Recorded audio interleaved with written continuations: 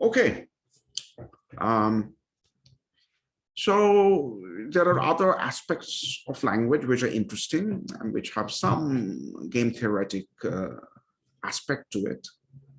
I just want to briefly touch upon a few of those, right? This is not a specific paper, but a few general points.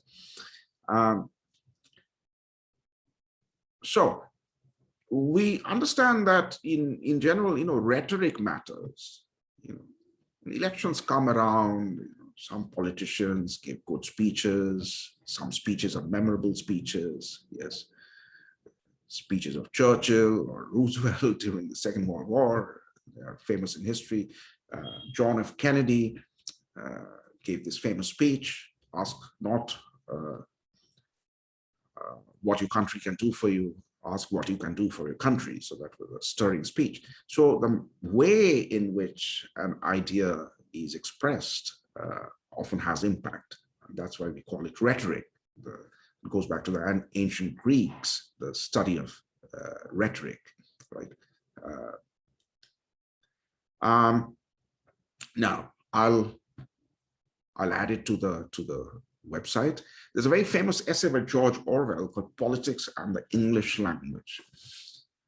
And much of Orwell's preoccupation in that essay is that the way we express ourselves matters a lot over and above what we are saying or what we are understood to be saying.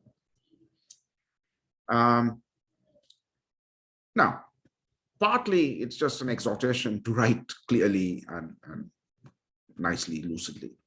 Yes. But it goes beyond that. The point of Orwell goes beyond that. So it's a kind of a funny example in that essay. So he's quoting this very famous passage from the Old Testament, from Ecclesiastes. What does it say? It goes like this: I returned and saw under the sun that the race is not to the swift, nor the battle to the strong, neither yet bread to the wise, nor yet riches to men of understanding, nor yet favor to men of skill, but time and chance happeneth to them all. Luck plays a big role in our fortunes. It's not just talent and hard work, right? That's the point. And then following up on this, the subsequent verses go on to sort of say that we should therefore share our fortunes, help out the poor, because poor are poor to a large extent because of bad luck, not because of their fault. That's the message. And Orwell does a parody of how, let's say, an academic, a professor would typically convey the same idea. And this is the parody, okay? Objective considerations of contemporary phenomena compel the conclusion that success or failure in competitive activities exhibits no tendency to be commensurate with innate capacity, but that a considerable element of the unpredictable must invariably be taken into account. Everything is in passive voice, convoluted. It's not direct expression. Race is not to the swift. We understand what it means, nor the battle to the strong, right? It's vivid, direct language, cuts to the chase. This is circumlocution. This is, if you hadn't read the previous passage, if you just read this one, you'll be scratching your head. You don't know what is being talked about. Okay, now, part of that is just about style, right? And this is very pertinent to us, academics, to you as students. Some of you are going to go on to do PhDs and pursue research careers. But even if you pursue other careers, I mean, write clearly, write well, don't keep away all kinds of verbal mannerisms like this. Anyway, that apart, what is Orwell's ultimate point? Orwell is saying that because in politics, sometimes this sort of muddy, opaque language is employed. And that actually can be consequential. That camouflages some terrible ideas, right? There's another sort of stand-up comedy routine by the famous American stand-up comedian called George Carlin, and which I'll give you the link to. You can listen to it. He's talking about euphemisms that are commonly used in politics and in public discussion. And some of his examples are taken from war. So, there's soldiers who went to war sometimes suffered severe psychological consequences because of the experiences and the traumatic experiences that they suffered and saw. And so in the First World War, that condition of returning soldiers being psychologically damaged was called shell-shocked. Right? And then the term kept changing. In the Second World War, they chose something else. And nowadays it's called post-traumatic stress disorder, PTSD. So Carlin is making the point that when we say shell-shocked, it's absolutely clear what we are talking about, and the word choice has a punch. Whereas PTSD kind of takes down the emotional impact of the phenomenon, right? And maybe gives us a sense, perhaps through connotation, that it's not such a big deal, and so it's part of the arsenal of language that is used to perhaps normalize or legitimize war, and that is a bad consequence of using this kind of convoluted, opaque language. There are plenty of other examples, right? Collateral damage. What does collateral damage mean? Which the American media is frequently, one of their favorite words. It means that they've bombed somebody and innocents have been killed, right? Children, ordinary citizens, not the fighters, not the opposing army, civilian deaths. So Orwell is criticizing these kind of, now that is not, what we're talking about here is not captured in the Crawford-Sobel type of model, because the literal meaning of the messages is unimportant, right? What matters is how people understand them, and in equilibrium, they perfectly understand them, right? The message MK immediately corresponds to the kth interval of possible values of theta. But in reality, because language is complex and, time, our attention spans are limited, when there's a sort of verbal souffle, which we find hard to penetrate, that has all kinds of impacts. So rhetoric and things like euphemisms, in politics, that's sometimes called dog whistles, right? The politician will say something without literally saying it, but it's said in undertones. So those things can be insidious, and they can have an impact.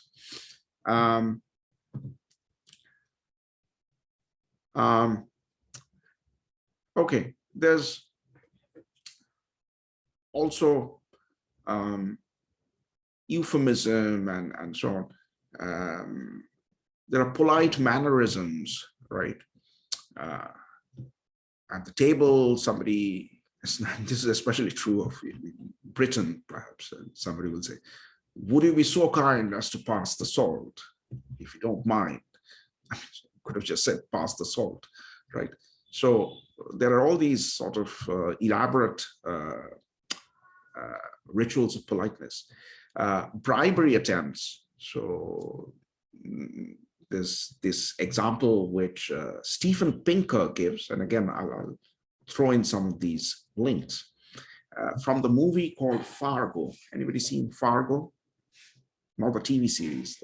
There's an Oscar-winning film. Anyway, there's a scene where the bad guy, the criminal, he has a body in the trunk, right? And he has been stopped by a police officer for, broken tail light or some such thing. And of course, the criminal is nervous because if the police officer decides to search the car, it'll be terrible. There's a body, somebody is killed who's in the trunk of the car. And so when the police officer comes and says, license and registration, please, the criminal, what he has done is taken out his wallet and he has half pulled out $100 currency note, right? It's sticking out of his wallet. And so when the police officer asks for his driver's license, it's in his wallet. So it's as if he's giving his driver's license, but there's this $100 bill sticking out of it. And he tells the police officer, maybe we can take care of this here and now, right? Now, what does that mean? He's basically trying to bribe the police officer, right? Saying, take this $100 and let me go and don't make much more fuss. But why does he say it in such a roundabout way? And so Pinker's interpretation is that he wants plausible deniability. He doesn't know what kind of police officer, whether it's a corrupt police officer or an honest police officer. So if the police officer happens to be honest, then he will, immediately, I mean, things will get worse, actually. He'll arrest him for not just illegal driving, but also for attempt to bribery. So he wants to back out of what he's trying to convey. And that's why he takes resort to vagueness and innuendo and hints without quite coming out and saying it. So that's another aspect of language which is interesting, and which we can talk about many examples like that. So let's talk a little bit more about this ambiguity aspect. Yes, strategic ambiguity. So here's an example, and this I have taken from an article by Stolnacker, which again I'll put up. So the example is interesting. This is in May 2003. This is, John Snow, somebody called John Snow was made the Treasury Secretary just a few months back by George W. Bush. Treasury Secretary is like our finance minister. And at the time, the US dollar was weak. It was falling relative to euro and yen and other major currencies. And there was a lot of talk in the financial press about that, right? And some concerns were being voiced. And so in a press conference, John Snow was sort of, he was being grilled about the weakness of the dollar, the falling dollar, and whether the government and the Federal Reserve will do something about it. And John Snow said the following: when the dollar is at a lower level, it helps exports. And I think exports are getting stronger as a result. Yes, if the exchange rate moves against your currency, your exports are cheaper, so standard concept. So John Snow just patented that. And that created a huge amount of discussion in the press, and big part of the media was saying that, oh, this is basically John Snow in a veiled way trying to say that the government will not defend the dollar, it will let it fall. It won't intervene in the currency markets, do some buying and selling to prop up the value of the dollar. Its policy is to let it fall. That's the message implicit in this sentence. That's what the media thought, or big portions of the media thought. Well, actually, some other people differed. So the Wall Street Journal took this view. The Bush administration secretly welcomes the dollar's decline. That's what they read into this sentence. Some other currency strategist who was quoted said, Snow, the new Treasury Secretary, isn't yet fluent in the delicate language of dollar policy. So this guy thinks that, no, you're overreading.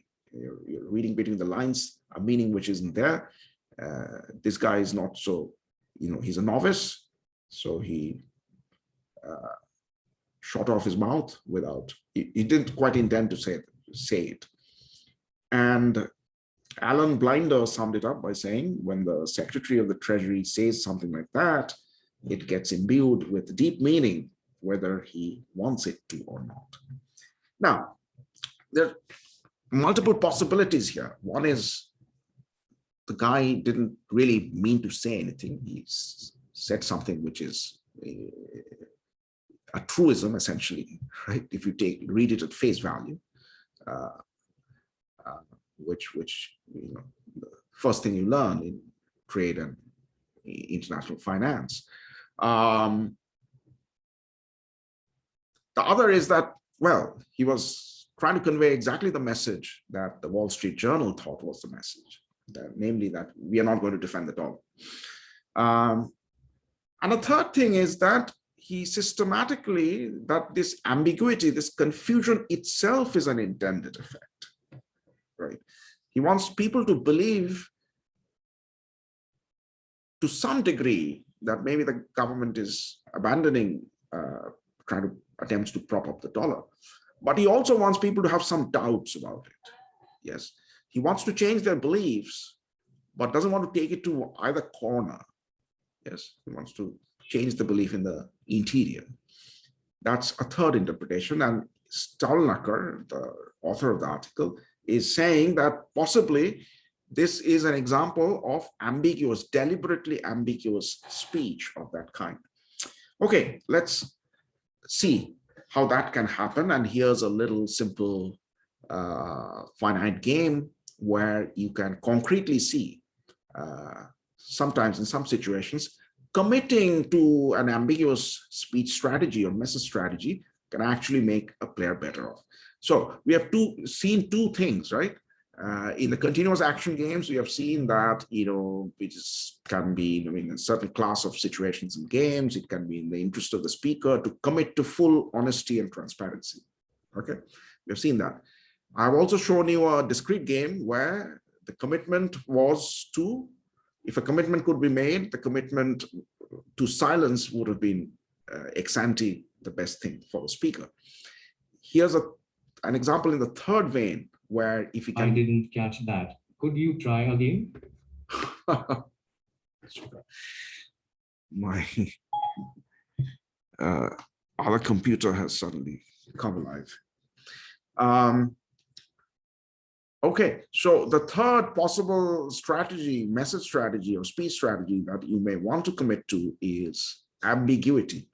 Okay, here's the example of Stolnaker, right? So let's go through it. And,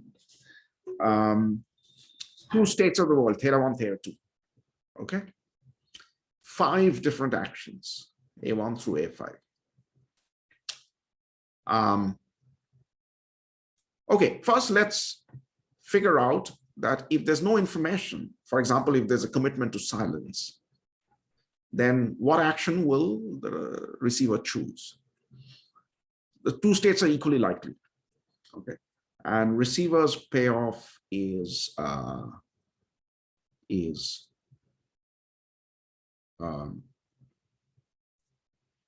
first number. Receiver's payoff is the first number. Sorry, I've switched the convention here a little. And the speaker's payoff is the second number. Okay, so both states are equally likely. If there's no information beyond that, action A1 gives average of 9 and 0, 4.5. So does action 2. Action A3 gives average of 8 and 3, which is 11, 5.5. And similarly here.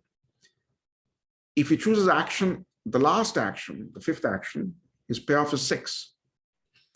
So if he does not receive any new information, he knows the two states are equally likely. The best action choice for the receiver is A5. So receiver will get 6, and sender, the other player, will get 0. Okay, what if, let's swing to the other extreme. Suppose the receiver knew the state exactly. When theta 1 is the state, he knows it's theta 1. When theta 2 is the state, he knows it's theta 2. So what will he choose? If he knows it's theta 1, of course, A1 is the best action, right? 9 is superior to any other payoff in the game for the receiver. Similarly, when it's theta 2, his best choice is A2. So if he knows the state for sure, right? Either because he's knowledgeable or because, or from the message, then he'll choose A1 in state theta 1, A2 in state theta 2. His own payoff will always be 9. But look at the poor sender's payoff. It's always -5. Yes. So between full honesty or full transparency and complete silence, the guy prefers silence, the sender. Yes. So if he could either inject himself with a truth serum before the start of the game or put scotch tape on his mouth, he would rather put scotch tape on his mouth. That much we have seen so far. Okay. Now, what if he could commit to an ambiguous speech strategy? Meaning what? Meaning that his message is a probabilistic function of the state. Yes. So when the state is θ1, he sends some message M1 with probability P. So this is a probabilistic, conditional probability distribution of his message strategy. When the state is θ1, he sends message M1 with probability P and message M2 with probability 1 minus P.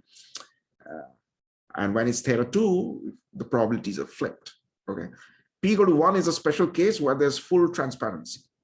And P equal to half is a special case where there's full honesty. I mean, the message is just a garbage, right? The same probability distribution, nothing, there's no information contained in the message. So the question is, will this speaker, this sender, can he be better off if he can commit to a value of P, which is neither half nor 1, but sits somewhere in the middle? And the answer to that is yes. Okay. And specifically, you can prove that in this range, when P is in this range, he's better off. So let me show you why.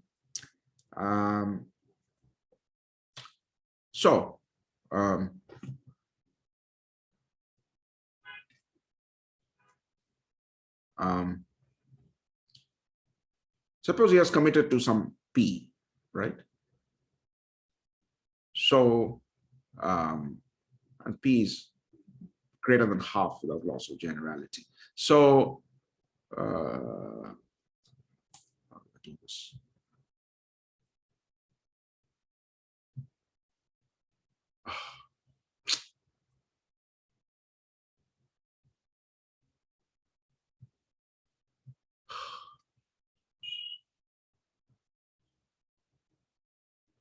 So essentially what will happen is when message M1 is heard, action A3 will be chosen. And when message M2 is heard, action A4 will be chosen. Okay. P is structured in such a way that that is true. So let's see how we can guarantee that. When A3 payoff from A3 is how much? The original priors are half and half, right? And if this is the message strategy, then after hearing, you can easily show that after hearing the message M1, the belief that the state is θ1 will be exactly this P. Okay, simple Bayesian updating gives us this. Okay, so when the message M1 is heard, if the action A3 is chosen, what is the receiver's payoff? It's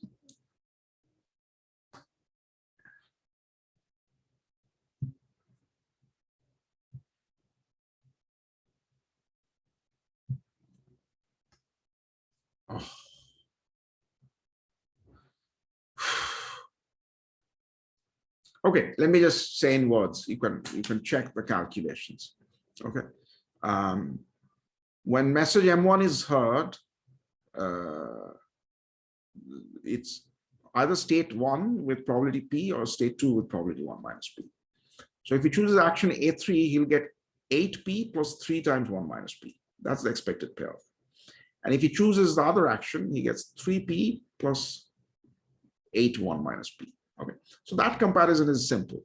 Since P is greater than half, putting more weight on 8 or the payoff 8 will be better than putting more weight on the payoff 3. So between A3, A4, A3 will be the better choice. But really the comparison has to be done with action A1. and action A5.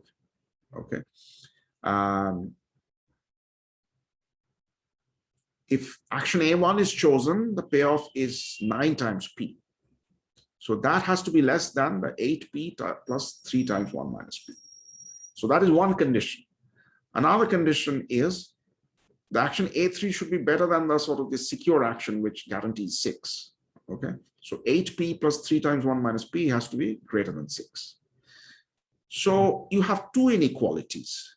One inequality shows that for the specific P chosen, A3 is the better choice for the listener than A1. The other guarantees that A3 is the better choice than A5. And those two inequalities boil down to these two inequalities on P. So as long as P is chosen in a range like that, the message M1 leads to action choice A3, the message M2 leads to the action choice A4. Now, what's in it for the sender? The sender can commit, by committing to a P in this range, create these sorts of action choices, either A3 or A4. Now, in the fully revealing case, remember he was getting -5. And when there was complete shutdown of information, he put scotch tape on his mouth, he was getting 0. And by committing to some interior P in this range, he's able to create a payoff for himself, which is sometimes 5 and sometimes 0. And clearly that's going to be strictly better than either the payoff 0 or the payoff -5. So the sender, through this sort of commitment, becomes better off. And the fundamental point is that the commitment which is better for him, which makes him better off, is strictly in the interior. If it carries the message strategy, makes it either too clear, P equal to 1 or close enough, or he makes it completely vague or uninformative, P equal to half or thereabouts. Neither of those things are good for him. So he wants to kind of sometimes hint that the state may be theta 1, but it may not be. And sometimes hint that it's theta 2.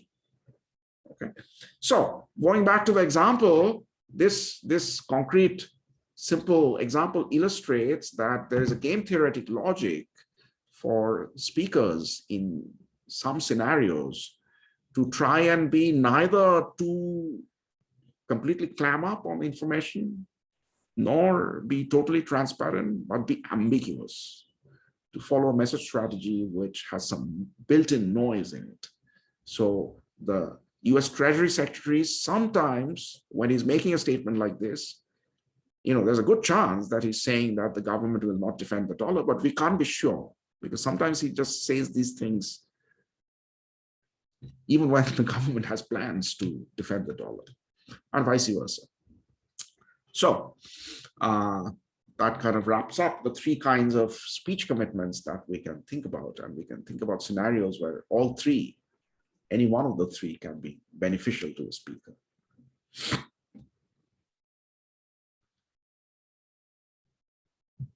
Okay, so